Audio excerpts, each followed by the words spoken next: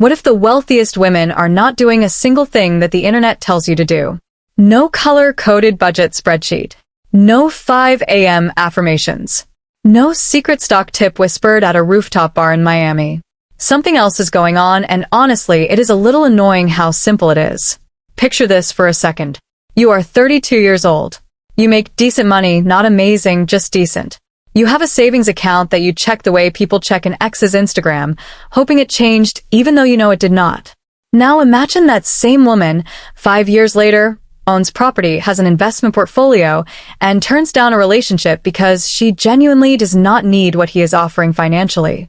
Not out of bitterness. Out of options. That shift, from checking an account out of anxiety to checking it out of curiosity, is the entire story we are about to tell. Most women believe wealth begins with a bigger paycheck. Get the raise, get the better job, get the 6 figures, and the money problems disappear. It is a comforting idea. It is also, according to almost every woman who has actually built real wealth, completely wrong. Some of the wealthiest women in this story never earned a spectacular salary. Some of the broke women in this story earned 6 figures and still felt like they were drowning. The variable was never the income. The variable was the relationship with the income, which sounds like a therapy sentence, and honestly, it kind of is one. Let's talk about Olivia.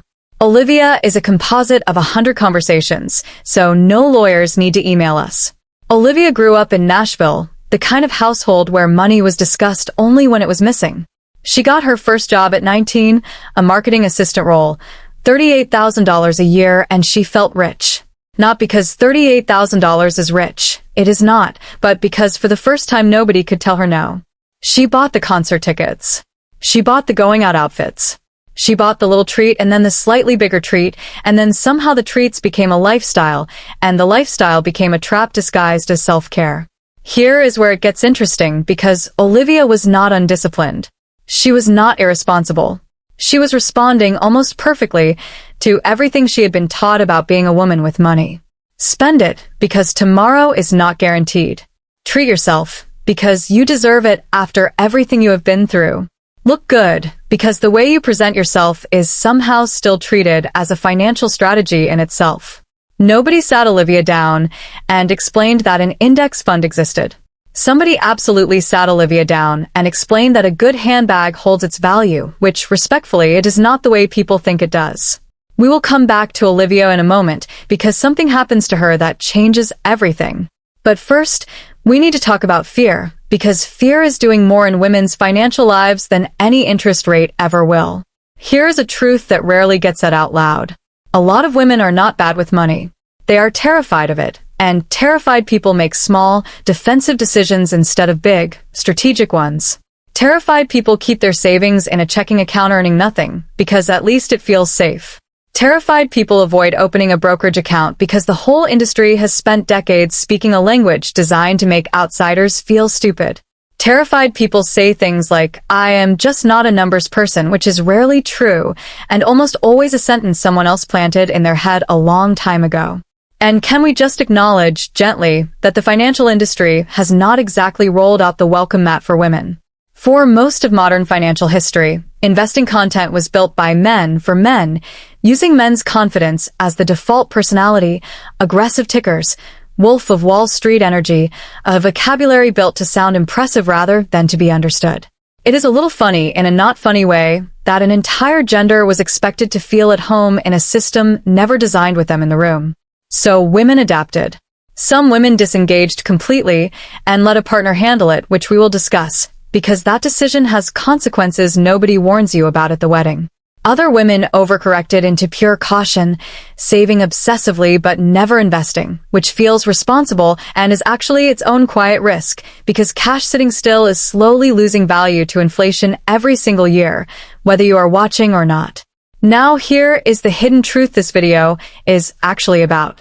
The women who eventually built real wealth were not the ones with the highest incomes. They were the ones who made one decision earlier than everyone else. They decided that money was not going to remain a mystery they outsourced to someone else. That is it. That is the entire unlock. Before the spreadsheets, before the index funds, before the retirement accounts, there was a single moment where a woman decided, out loud or quietly to herself, I am allowed to understand this. If you are enjoying this walk through the psychology behind women, money, and the decisions we make when nobody is watching, go ahead and subscribe. We dig into stories like this regularly, the hidden emotional patterns behind wealth, status, and financial freedom that almost nobody talks about openly. Back to Olivia. At 26, she got laid off. Not fired, laid off, the kind of layoff that comes with a nice email and zero warning. She had $1,100 in savings and a lease she could not break. For the first time in her adult life, money stopped being about self-expression and started being about survival, and something in her cracked open in a useful way. She got a temp job, cut her expenses down to something almost embarrassingly small, and out of pure necessity, opened her first retirement account because a friend mentioned her new job had won, and it was, in her words, apparently free money that the government lets you keep if you are not an idiot about it. That sentence, said casually over brunch, quietly changed the trajectory of Olivia's entire adult life. Free money, it turned out, meant an employer match, the part of a workplace retirement plan where a company adds its own money on top of whatever a person contributes, usually up to a certain percentage of salary. Olivia had been leaving that on the table for 6 years without knowing it existed. She set her contribution to whatever her new job matched, nothing more, and moved on with her life. That single decision alone was worth more than any raise she had ever received. Then she went further. She started reading, not textbooks, just articles, then podcasts on her commute, and eventually opened a brokerage account and put in $50 just to see what would happen. She did not pick a single company's stock and hope. She bought a share of a broad market index fund, the kind of fund that simply owns a small slice of hundreds of companies at once, so no single company's bad quarter could sink her. $50 is nothing. $50 is also, psychologically, everything because it was the first time Olivia treated her own future as something worth investing in literally, and it taught her the mechanics she would keep using for the next decade. Deposit, buy the fund, let it sit, repeat. This is where things get more interesting because building wealth is never really about the money. It is about identity. Every time a woman decides to invest instead of spend, she is quietly rewriting a story about who she is, no longer just someone surviving until the next paycheck, but someone building something. That shift in identity tends to leak into every other part of life. Consider Emma, another composite drawn from real patterns, based out in Denver. Emma was the opposite of Olivia in almost every way. High earner, 6 figures by 29, a job in tech that most people would consider a dream. And yet Emma was, quietly, one of the most financially anxious women in this entire story. Because Emma's money problem was never about not having enough. It was about not knowing what any of it meant. She had a 401k she never looked at. She had stock options she did not understand. She had a savings account with $60,000 sitting in it, earning basically nothing, because the idea of moving it anywhere felt too risky, too complicated, too much like something that could go wrong and be entirely her fault. Here is the twist most people do not expect. The women who eventually feel the most free with money are rarely the ones who earn the most. They are the ones who stopped outsourcing their financial identity to someone else, whether that someone else was a partner, a parent, or simply a vague sense that finance is a men's subject and she is just a guest in the room. Emma's turning point had nothing to do with a stock market win. It happened during a random Sunday when she finally sat down alone with her actual account statements and read every single line until she understood what she owned. What she found was almost funny, in hindsight. Her 401k was invested in a reasonable target date fund. She had simply never looked, and her stock options were worth converting into actual cash and moving into a diversified account instead of leaving them tied to a single company's fortunes. The $60,000 sitting in savings was the real problem. Inflation quietly erodes cash that just sits there, usually around 3% a year, which meant her money was technically shrinking every single year it stayed put. She moved most of it into a mix of index funds and left a smaller cushion, roughly 3 to 6 months of expenses, in a high-yield savings account for actual emergencies. That single Sunday afternoon of reading did more for her net worth than any bonus she ever received. That is the whole twist. Understanding, not income, is the actual currency of financial freedom. Now, let us talk about relationships, because this is where the story stops being about spreadsheets and starts being about power. There is a version of financial dependence that gets marketed as romantic. He handles the money. She handles the home, framed as teamwork, as tradition. Sometimes it genuinely is a healthy partnership built on trust. But sometimes, underneath the soft framing, it is a woman who has no idea what her household actually earns, who could not answer a basic question about her own retirement savings because she has never once logged into the account, staying in a relationship not purely out of love, but partly out of financial fear disguised as loyalty. This is not a lecture about relationships. It is an observation about power. Financial literacy is not just about growing money. It is about maintaining the ability to leave a room whenever a woman decides she wants to. That is what freedom actually looks like in practice. Not yachts, not designer everything, but the quiet, private knowledge that you could support yourself tomorrow if you had to, and choosing to stay somewhere because you want to, not because your bank account has quietly become a cage with nice curtains. This is also where the emotional stakes of this entire story escalate. Saving money is one level. Building wealth is the next level. Financial independence sits above that. But above even independence sits something bigger, which is the freedom to make life decisions, relationship decisions, career decisions, purely from desire instead of desperation. And above that sits the deepest layer of all, which is identity itself. Who are you when money is no longer whispering fear into every decision you make? Let us go back to Olivia one final time, because her ending matters. By 31, Olivia was not rich in the flashy sense. No sports car, no oceanfront condo. What she had instead was roughly $80,000 invested across retirement and brokerage accounts, no consumer debt, and something far more interesting than money, which was calm. Calm in job interviews, because she was not desperate for the paycheck. Calm in a relationship, because she genuinely did not need her partner's income to survive. Calm in her own head, because the constant hum of financial anxiety that used to run in the background of every single day had finally gone quiet. That is the actual product wealth is selling. Not luxury. Quiet. Here is the deeper insight underneath all of this. The reason so many women struggle with money is rarely a lack of intelligence or discipline. It is a lack of permission. Somewhere along the way, most women absorbed a quiet cultural message that finance is complicated, masculine, and slightly dangerous territory, better left to someone else. And the women who eventually broke free from that story did not do it by becoming financial geniuses overnight. They did it by simply refusing to stay a stranger to their own money any longer. So if you take one thing away from all of this, let it be this. Wealth was never really about the numbers. It was about the woman standing behind the numbers, deciding, sometimes for the first time in her life, that she was allowed to understand, to ask, to invest, to grow, and to walk into any room, any relationship, any decision from a place of choice instead of fear. That is not a financial strategy. That is a completely different way of living. Let us slow down for a moment and talk about comparison. Quietly one of the most expensive habits in a woman's financial life. More expensive than any coffee or impulsive vacation. Social media did not invent comparison, but it industrialized it. Every scroll is a quiet audit of your own life against someone else's highlight reel.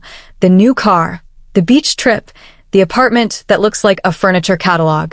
Nobody posts their credit card statement or the anxiety that shows up at 2 a.m. What gets posted is the appearance of ease, and appearance is remarkably easy to finance with debt. This is where a lot of women, without ever consciously deciding to, start making financial decisions based on an audience that does not actually care about them. It is worth asking, honestly, who you are trying to impress with a given purchase, and what you would buy if that person disappeared from your mind entirely. For many women, the answer reveals how much spending was never about pleasure at all, but about proving something to people too busy worrying about their own image to notice yours. Let us pause the storytelling for a second and actually name the mechanics, because a viewer deserves the map, not just the mood. On any income, the order tends to look the same. First, if a workplace retirement plan offers a match, contribute enough to capture the full match before doing anything else, because that is an immediate, guaranteed return that nothing in the stock market can promise. Second, build a small starter cushion, even $500, so an unexpected car repair does not send a woman straight into credit card debt. Third, open a retirement account in your own name, a Roth IRA if your income qualifies, where contributions grow completely tax-free for decades. Fourth, put new money into low-cost, broadly diversified index funds instead of trying to guess which single company will win, because consistently picking winners is difficult even for professionals who do it full-time. Fifth, automate the whole thing. A set contribution pulled the same day every payday, so the decision only has to be made once instead of fought over every single month. None of that requires a six-figure income. It requires a system, and systems do not discriminate by paycheck size. A woman earning $45,000 a year who automates $50 a week into an index fund and increases it slightly with every raise will, given enough years and the ordinary math of compound growth, end up somewhere most people assume only high earners reach. Compound growth simply means the money you invest earns its own returns, and then those returns start earning returns of their own. So growth accelerates quietly in the background year after year, without requiring a single dramatic decision. Now, let us bring in one more story, because patterns are more convincing than lectures. Meet Evelyn, out of Portland, a nurse in her late 30s, single mother, raising 2 kids on a salary that most financial influencers would consider modest at best. Evelyn is the woman this entire genre of content usually forgets, because she does not fit the aspirational mold of someone starting with extra cash lying around. And yet Evelyn, over the course of 8 years, built a retirement account worth just over $90,000, starting with contributions so small they were almost symbolic, $25 a paycheck, automated, untouched, invisible. What Evelyn understood, long before she had any language for it, was that consistency quietly outperforms intensity almost every single time. She was not trying to time the market. She was not chasing whatever stock was trending that week. She simply built a system that removed her own willpower from the equation entirely, because she knew, honestly and without shame, that her willpower on a hard day was not something she wanted to bet her future on. That is not weakness. That is self-awareness, and self-awareness might be the single most underrated financial skill that exists. Do the math on that for a second, because the numbers are the actual punchline of her story.